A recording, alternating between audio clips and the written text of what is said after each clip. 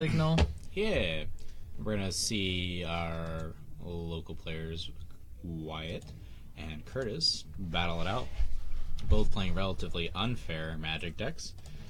And Wyatt's been trying to figure out this new Vengevine deck. Trying to figure out, tweak it, get a little aggressive with it. He's real high on it. He's even played it in Legacy, same list, just with duels, and he almost played it at the no ban list Modern Tournament last week, and I made him play Hypergenesis instead. Good.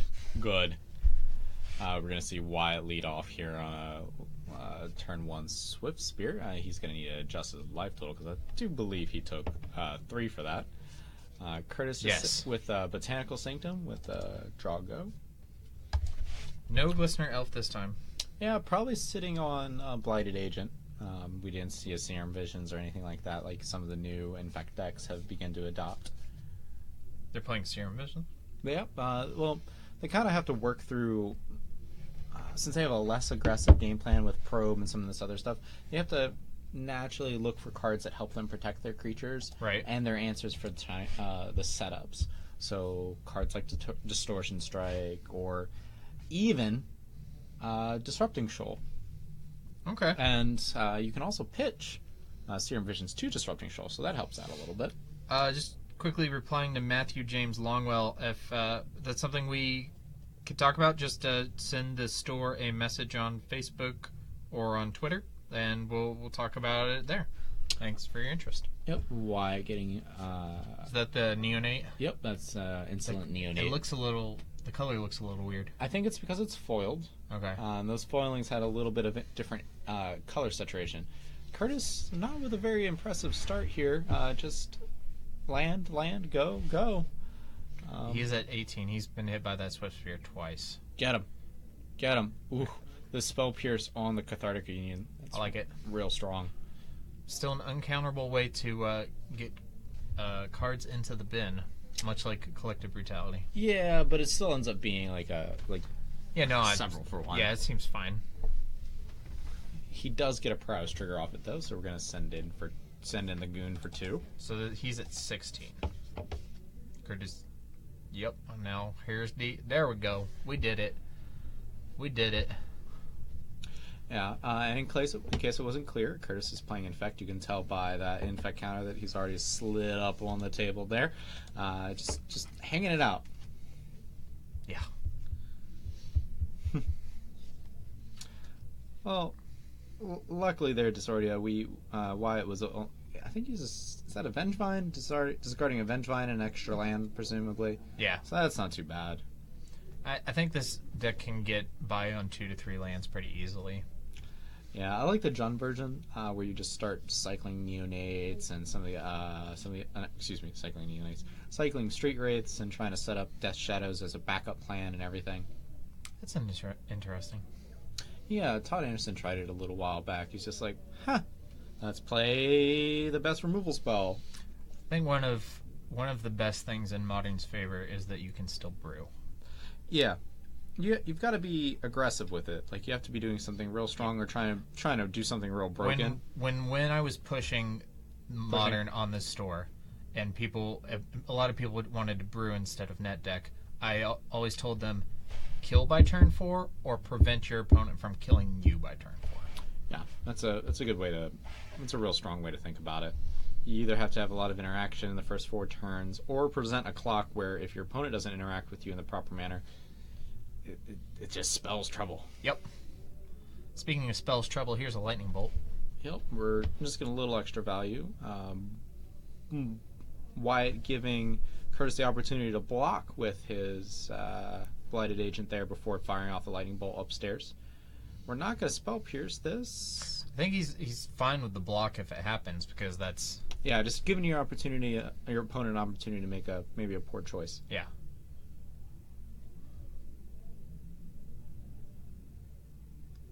So Curtis is just going to take some damage and pass. He leaves a Spell Pierce to rot in his hand there. There's got to be a reason for that, though.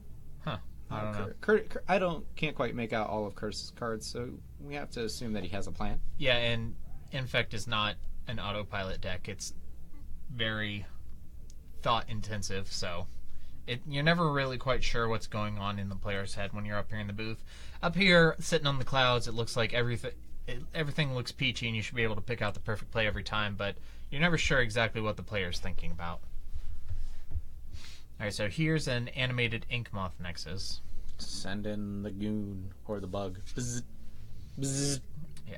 Curtis may be looking at pump spells, and he may have saved that spell pierce to protect a pump spell, or to guard against a burn spell right here. Yeah. Because responding with a lightning bolt. Oh, we're just gonna pitch draw. Wyatt might be hoping to draw a lightning bolt there, which could be a good target for spell pierce. We have a bunch of mutagenic growths. Alright, so here's the attack. Here's the first mutagenic growth. This takes Curtis down to 14. Well, this one's basically free. If we didn't get a bolt on the ground spell there, or the Might of Okrosa. So we know this one's getting 12, excuse me. Alright, so he's just going to take it. Mm-hmm. And that's 7. Yep, yeah, 7 infect. Inkmoth Nexus has always been the most reliable threat in the Infect deck. You might make especially in Modern with no Wasteland. Yeah, you might make an argument for Blighted Agent with no blocks, but he's 2 mana, he dies. Yeah. Not opening yourself up to sorcery speed removal is really useful. Although the Legacy version has crop rotation, so you can do surprised Inkmoth Nexus end a turn. That's always scary. Yeah. Alright, so here's Become Immense. Trying to play around the Spell Pierce. Yeah. So this ends up being for 6, 7, 8. Yep. It's not lethal, though. No, it's a whole bunch of damage. It's lethal with a lightning bolt. Here's Spell Pierce, which Wyatt is going to have to shock himself to pay for this, at least. Yeah. Down to 16. He might have one more basic. Yeah, he has 2 mountains, so he's going to 16 to pay for this. And Curtis is going to take the damage and go to 4. Yeah, this does give Curtis an opportunity to untap with Wyatt's shields completely down. Basically has to find one pump spell. Yep. And pump there spell. It is. It didn't matter what pump spell it was. Nope, it was any of them were good. Yeah. Alright, so we have Curtis Taylor taking the first game of this match, excuse me. What kind of sideboard options are you looking out of the Vengevine deck? I really don't know, to tell you the truth. It's a new deck. I've seen it on camera 3 or 4 times, but... Alright, so we have Ancient Grudge. Ancient Grudge is good. It's a good way to deal with Inkmoth Nexus. We also have Blood Moon. Oh yeah, Wyatt has a funny story about having to buy these Blood Moons for this deck, and he's not a fan of Blood Moon. Roast, also Kozilek's Return. So what's I mean, story? I guess he hates Blood Moon, but he really likes this deck. I mean, to the point where he's playing it in Legacy, no banless Modern. So, in order to play this deck, he purchased Blood Moons, and he just describes it standing up a gaming dungeon across the counter from Anthony, like holding his money, and like, oh my god, I don't want to buy Blood Moons. I hate Blood Moons, which I sympathize. I don't know. Sometimes, like, if you like the deck around it and you like what it's doing, you could also just play the deck without Blood Moons. Yeah, that's a pretty good option. But Blood Moon does happen to win a game here and there. True. So I don't fault Wyatt for wanting to play the most competitive version of the deck.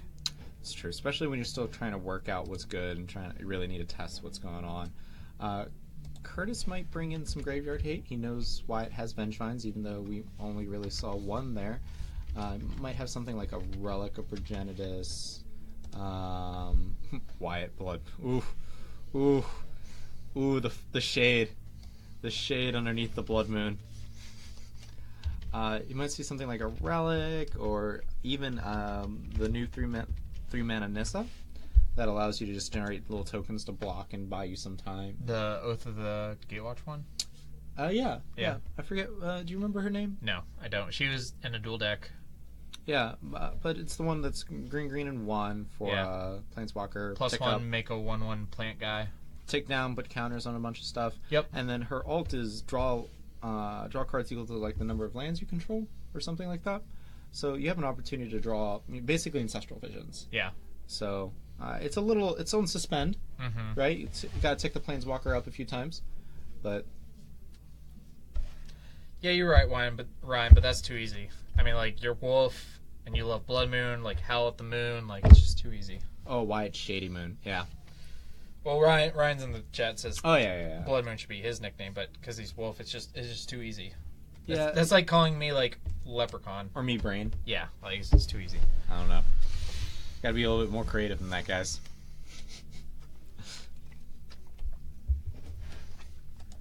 So, is this the time that are we rooting for Vengevine, or are we rooting for Infect? You know what? I'm a big fan of the card Vengevine, but this deck specifically doesn't tickle me much. I mean, I guess it's just because it's so non-interactive, and it's just like lay a guy, attack. Yeah. You do have some of the busted draws where you just put up a bunch of hollowed ones and you have like 12 power on the board. Which is really cool on camera, but it's nothing that I would aspire to do myself.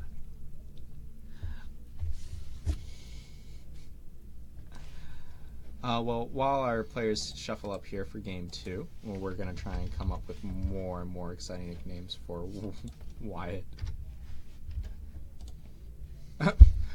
Also known as Rick Jones, apparently. Some Rick and Morty references in there. I'm sure those will be good. I've never seen a single episode. It's on my to watch list. Put it at the top. What else is in front? I'm finishing up Iron-Blooded Orphans right now. I have like 15 more episodes to go, and then I'm done. And then I'm back on the Star Trek train. That train never ends. You can put that one on the back burner. It's been on the back burner for about a year. Put it back on the back burner. Rick and Morty. It's topical. It's new. It's hip. It's awesome. I haven't not watched it, not because I don't want to, just because I haven't. That's an infallible argument. Why haven't you done it? Because I haven't yet. Yeah, because I haven't. I also don't have a way to watch it at the moment without buying it. Rick and Morty? Yeah. Do you have internet? Mm-hmm. Okay. AdultSwim.com. Go for it. Oh, I guess I could do that. Mm-hmm. But that involves effort. Oh my gosh, Ryan, with the excuses. Like that's like the least amount of effort. No, because I have to like plug my computer into the TV and. Can you just play it on your computer? Oh, I hate watching TV off my computer. Like the screen's like this big. It's the most annoying thing in the world. Fine. We're watching as Curtis sit here and Mulligan's down to. Yeah, that's the other thing is that I've been on a Star Trek kick a little bit lately because Discovery comes out soon. Not that I'm going to watch that either. Thanks a lot, CBS. Crockery. What do they do now? It's not being broadcast on television. It's only on their subscription-based nonsense. And it's not even like you have to buy Star Trek. You have to pay for their streaming service to watch it. That's awful. It's going to be the most pirated television show in the history of television. Yeah, that's why Game of Thrones stopped doing that kind of stuff.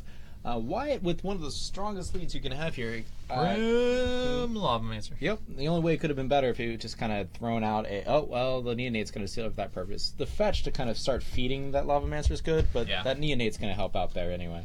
Oh yeah, it looks good. Unfortunately, I don't think it's the worst decision by CBS. It's so money oriented. It's a bad one. Yeah. Curtis Taylor cracking arguably the best fetch land.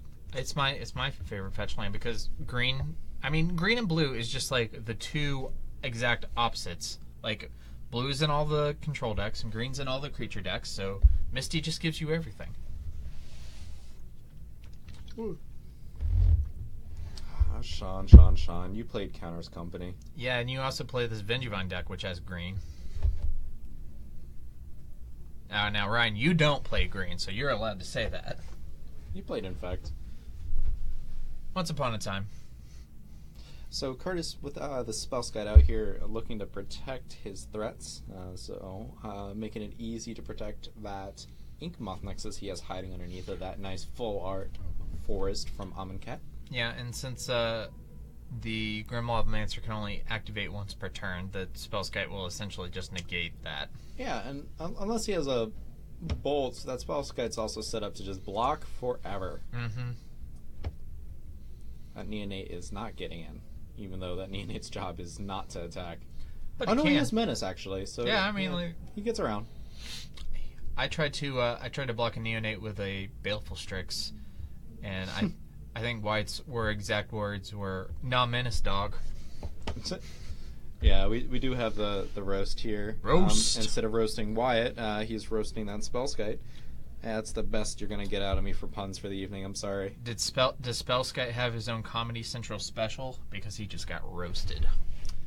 You're just infinitely better than me. Always. It's what I do. Just add puns for days.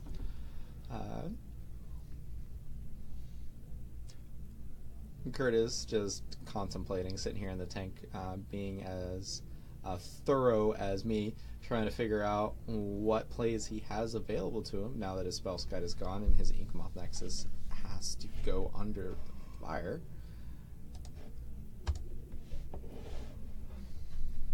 Searching up probably our good old breeding. No, we're just going straight for basics. I have a feeling is two basics common now? Yeah, 2 basics is common, but the thing is, like, I feel as though Curtis has an idea of that Blood Moon existing, because otherwise, It seems free to get the breeding pool there. Yeah, like not necessarily free. Sure, you lose 2 life, but the fixing is just so good. Now, this attack is actually relatively safe because he's going to be able to protect it with the 1 mana, and if Curtis has another piece of interaction, this like fetch right now, while it's on the stack, a lot of players don't use this in Modern, but when the fetches are on the stack, just go ahead and use your pump spells. Yeah. Yeah, just don't even open them up. Or if you want, if you have a clean line afterwards, you can still have your opponent commit to the line, which is always useful. The best burn players I've always seen cast a lot of their spells in response to fetches. Yeah. I remember the first time someone ever Boros charmed me in response to a fetch, and I was just like, wait, what? Yeah, you just gotta leave the mana available. Understand that sometimes taking the extra damage is better than losing the game. Yeah. So I think Curtis could have probably just like tried to main phase the Might of Volcrosa and then responded with the mutagenic. Now that would have opened him up maybe to lightning bolts. So still seems safe. We're gonna get in with a nice little menacing vampire for 1. Yes. Spicy. 14. Cannot block that. Let's see. Not a particularly fast clock from the Vengevine deck this game. Yeah, considering when we opened up this Game 2 conversation, we were talking about all the unfair things that Infect can do and that Vengevine wants to do. This has kind of been a really benign game. Like, just real slow pace, just 1 damage here, 2 damage there. Definitely not what I expected. And, and I think Wyatt's still sitting at 7 Infect from the last game. Yeah, so pump spell, he has to kill this here. Alright, he's going to sack the Neonate in response, try and look for a bolt or something, some other removal spell. We're going to shoot it. Yep, but surely Curtis has a play for that. Yeah, so here's Blossoming Defense. How much interaction does Wyatt have? Because I think we have a bolt left. If he has a bolt, that should be good, unless Curtis has something else to do. Looks like he's going to hold priority after the Blossoming Defense and fetch. Or Wyatt probably just said he had the Lightning Bolt. Is that a... That's a Botanical Sanctum. Yeah, you cannot get that off of Mr. I think, Rainforest. yep, Wyatt's got him. He's probably just looking down, seeing blue-green, and saying, yep, this is good. Let's put it in the battlefield. Dang you, fast lands. Alright, so I guess now, guys, build a stack. Do us a favor here. Build a stack. Or not. I think that was Curtis saying the Lightning Bolt was good. Okay, yeah. Yeah, so what happened there was we animated Inkmoth Nexus using 1 mana, leaving 1 and a blue open. We went for the main phase Might of Old Crosa that ate a Grim Lavamancer. Then we went for the Blossoming Defense with the Fetch Shock for the Breeding Pool, taking us down, tapped out of mana, which got another response from Wyatt with the Lightning Bolt. Yep. It's always a little tricky and dangerous to get involved in with Infect in combat, but when you do, they're generally a little bit out of gas for a while. Yeah. So Wyatt might be able to turn a corner here. Grim Lavamancer makes it a little easier to do that. Yeah. It's like your free removal spell for the turn. Yeah, Wyatt somehow is running low on cards to exile from his graveyard, considering he's been flooding out. He's been flooding out here. Yeah. Batterskull's no jit. Oh yeah, yeah. Lavamancer's no jit. Oh yeah. Lavamancer's also not like Liliana Last Hope, who's just at recursion, removal, and a threat. Just ends the game. You're all about that tribal Lily deck now. Oh my gosh, I'm so excited. Do you just want to like play Jund with 8 Lilianas? I did it when you. I know you did. I know, but now it's better. When Last Hope came out, I could only find 3, so I just jammed 7 in my deck. Are all main board. You should just put one. You should put one Liliana Vess in your deck. It's demonic tutor, man. I can go get the other lilies. Yeah. Makes perfect sense. She's like the Liliana Lord that pulls out all the other 3-drop Lily, 4-drop Lily, 5-drop Lily. What's the 4-drop?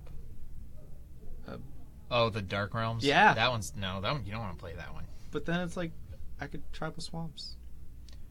Yeah. I could play Corrupt. Yeah, I guess. That one's for you out there, Liliana Vest at least does stuff.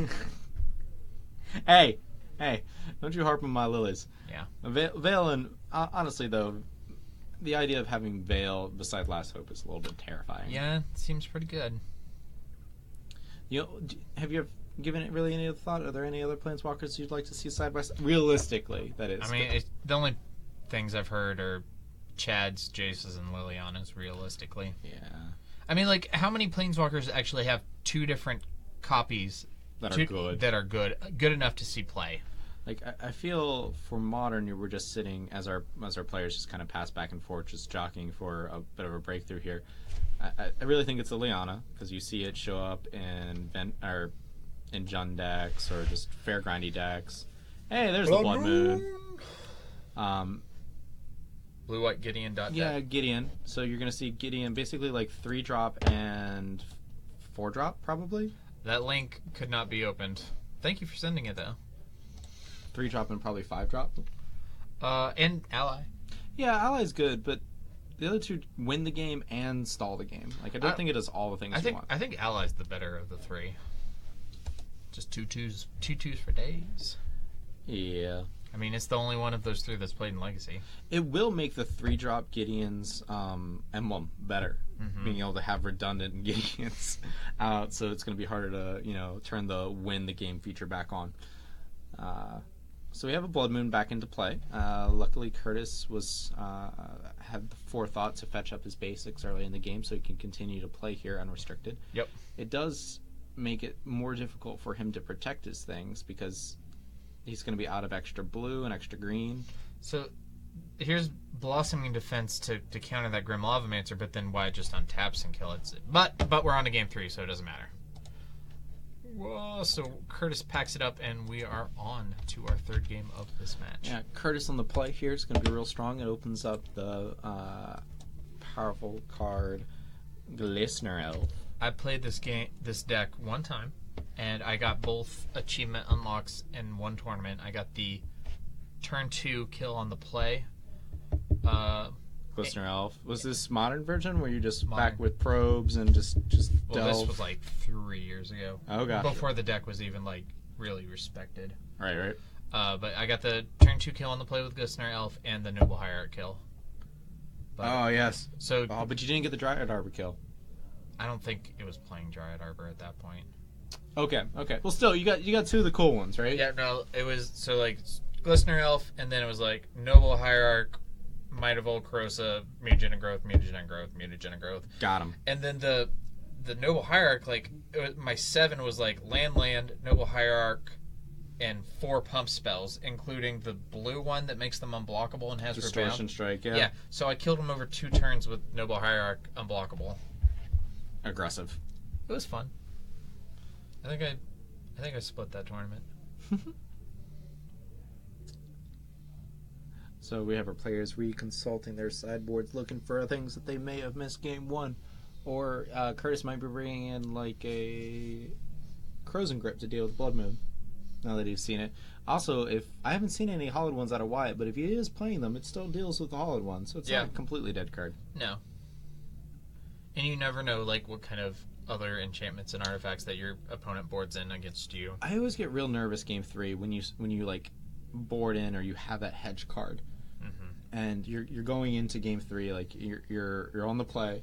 Do you really want to be just sweating that card? Like, yeah, like if it's in your opening hand and maybe they don't even have the card, or if they boarded it out, and you're just making your turn 3 kill worse because you have that dead card in your hand. yeah, that dynamic's always real interesting to me, and I don't think enough players give it a lot of thought.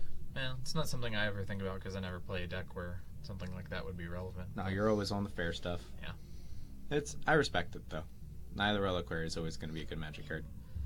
I don't know. There's a whole lot of threads. I saw a thread yesterday that the thread it started, is Tireless Tracker just better? And I'm like, you shut up. Oh, the Neither Reliquary? Yeah. Ooh. Which I love Tireless Tracker. That card's great. Yeah, card's amazing. Drawing cards. Getting big. Yep, just general. I mean, it's definitely like the spiritual successor of Neither Reliquary. It's probably as close as we're ever going to get back in Standard. But I don't know. I just want to play both. Oh, yeah, and then we do have the one thing that's skewing your mind with Night are all those broken lands, Dark Depths, Scope Ranger, into the Thespian stage. Got him. The one and only time I ever beat lands with Maverick is against this guy, and he had the combo on board, and he activated his Thespian stage, and I had Scrib Ranger Knight in play, and you got him in response? Well, I made my own Merit Lage. Like, I activated Knight, got Thespian stage, copied his Dark Depths, untapped Knight with Scrib Ranger, got a Wasteland, and Wastelanded his. So it was pretty awesome. All right, back into the game. Yeah, back to the game. We're going to see both of our players' strongest turn 1, arguably their strongest turn 1 plays. Yeah, because you just, like, the best Wyatt could do is, like, turn 1, Faithless, discard 2 Vengevines, and then turn 2, play creature, and then get 2 Vengevines. Yeah. Then Hollowed 1. There's a lot of opportunity for this Faithless Looting to be just busted, but we'll have to see it for in a second. Are we disrupting Shoaling? Is that why we're... Okay. Oh, that'd be great. There's a Hollowed 1 and a Street Wraith. So it looks like we are going to see some cards here. Because that Hollowed 1's about to cost nothing. We're going to discard a Faithless Looting and a Mountain. Cycle Street Wraith. And I believe Hollowed 1's going to cost 0 this turn. Oh my. So down to 17. Yep. Oh, just a turn 1... 4/4. Yep. Oh, that wasn't really that exciting. Not multiple Hollowed 1s or anything like that. Although Wyatt did find a really important part of the puzzle. That bolt. Yeah. Lightning Bolt will be helpful in not dying. Too bad it's those old whiteboard ones. Yeah. I mean, not everybody can buy foreign black bordered Gross Resh Lightning Bolts. Those are pretty. Or betas. Those are a wee bit expensive. All right, here's Distortion Strike. Oh. This is Curtis, his turn 2, right? Yep, this is turn 2. Okay, so he can't kill here. Nope, with the Inkmoth Nexus down, unless he has an absurd number of... mutagenic growths. Yeah, it's basically... It's not something you ever play around. We do have Hootie McHoot coming to the party. I like that card. So, I saw a Rug Delver list recently that's called Unpushable Delver, where the only card that's targeted by Fatal Push is Delver. It's got Hooting Mandrills, Cryptic Serpents, and... What is a Cryptic Serpent? Cryptic Serpent is 6 blue, 5/5 trample. Costs 1 less for each instant or sorcery in your graveyard. Oh, okay. And then there's one other threat in the deck that you couldn't target with Fatal Push. Mongoose? Yeah, Mongoose, yeah. Right, come on. Of course. Well, I was so far out in left field looking for, like, spicy cards, I forgot about, the Goose. On a side, in a side event not too long ago, I played against a deck that it was just hexproof deck. Every single creature it played could not be targeted. It was True Name Nemesis. It was some like Nimble Mongoose. There was some other 2-drop Shroud creature as well. It was like a 2/1. It's just all of these cards. In Standard, I played Bant Hexproof, Oh, you're a horrible human being. which was Geist to Saint Traft, Invisible Stalker, Thrun the Last Troll, Yep. all the birds, plus Ryan, Sword of War and Peace. You're just gonna make me angry. All the swords, Sword of Feast and Famine, Increasing Savagery. That was a hell of a deck. An abomination. We're gonna see Wyatt being mana efficient No, here. Abomination was in the zombie deck. Oh my gosh, no. Wyatt being efficient here, using the Rose to take care of the Glistener Elf. Yep. So, Poison Elf. yeah, leaving that Bolt for a rainy day. Inkmoth Nexus, sometimes the best card and the worst card in the deck. So much colorless mana. Yeah, it's also super. It's not the most mana efficient creature that they have, right? No. Yet spend all the mana attacking with it, activating with it. Wyatt has Bolt and Kozilek's Return, so he's looking probably just to see if he can just attack for 4 more turns with this Hollowed One. Yeah. Kozilek's Return. Oh, it's an instant. I keep forgetting it's an instant. Instant and gets around all of the protections. Yep. So Pretty good. that Apostle's Blessing that Curtis might draw into, not that useful. Nope. Alright, so here's Might. Yep. So that'll make it 5. Yep. So we're looking at 7 Infect here. Yep. 2 Going. Mutagen Grows? Nope. Yep. Alright, so we're at 7. So any pump spell gets them done for the next turn. But Yep, so pump plus protection. yeah. So we're looking at mutagenic. Another double mutagenic's pretty strong against the light.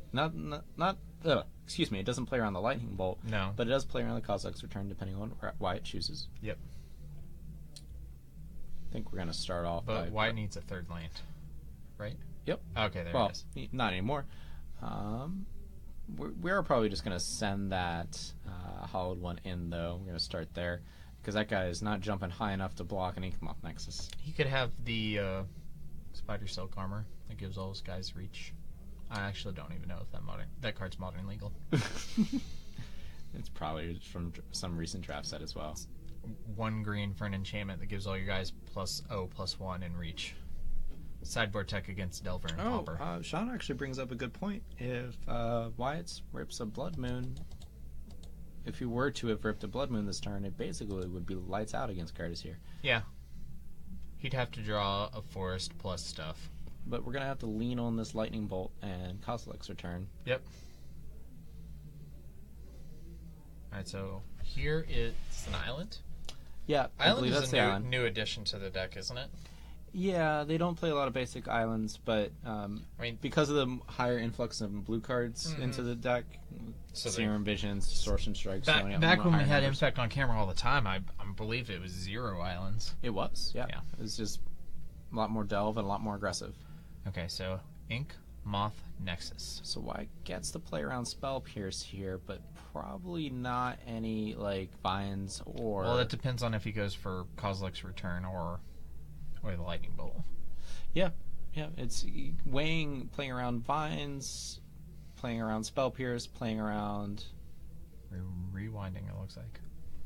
Yeah, just making sure we're cleared what part of combat we're in here. Oh gosh, Curtis, come on. Yeah, okay. There you go. All right. I think it's actually attacking this time. Yay! It's been declared. All right. No effects. Up to 8. Looks like I think he has a pump spell in hand, but he didn't want to push it. Post combat Noble Hierarch. I think he's just trying to bluff Wyatt out here a little bit. Yeah. There's a cage. Yep. Which is fine. All right. So here's. Yeah, but I mean that's just gonna 1-for-1 with the Noble Hierarch. No, it gets the Inkmoth Nexus. It's still. Oh, because it's still a creature. Yeah. But I mean, Curtis still has a threat. But that was a 2-for-1. Yeah, and this gives a nice 2-for-1. It's mana denial because it takes the Inkmoth Nexus and the Noble out. And Wyatt still has a Lightning Bolt. Curtis has 1 card left. It's looking good for the hollow one. Sometimes I wonder if you're proud of yourself when you come up with the puns. Yes. Wyatt, hollow one. Wyatt ripping another I wonder how many removal spells that we've seen here have all come from the sideboard. All of them, except for the bolts. Probably. 4. And 2 more turns for Curtis Taylor. The doom clock is ticking. 1 more turn. We have Hootie McHoot. Oh my. We need Frost Breath. We need a whole bunch of Simian Spirit Guides and a Frost Titan. That's his out. The alternate route. I mean, I think How does Wyatt beat a Frost Titan? I think it's still live here. Ink Moth plus immunogenic plus protection. Yep. Go. Yeah, we have to check and do you have it? Yep. 1's not enough. I don't bolt here at 1. No, you don't bolt until they cast something. This is gonna be shields. Now down. you bolt. Yep. And that's it. Wyatt That's Goehring gets the this match. one 2-1. Good match. We've had some good choices tonight. Blood Chief Ascension was pretty great. Yeah, it's going to be hard to top round 1. And I'm going to go ahead and call it. I don't think we're going to top round 1. If the Rakdos Charm had happened, you're right. But I'm still hoping. Yeah, I'm still hoping. You can hope. All right, we'll be back, guys, with round number 3. Thanks for watching.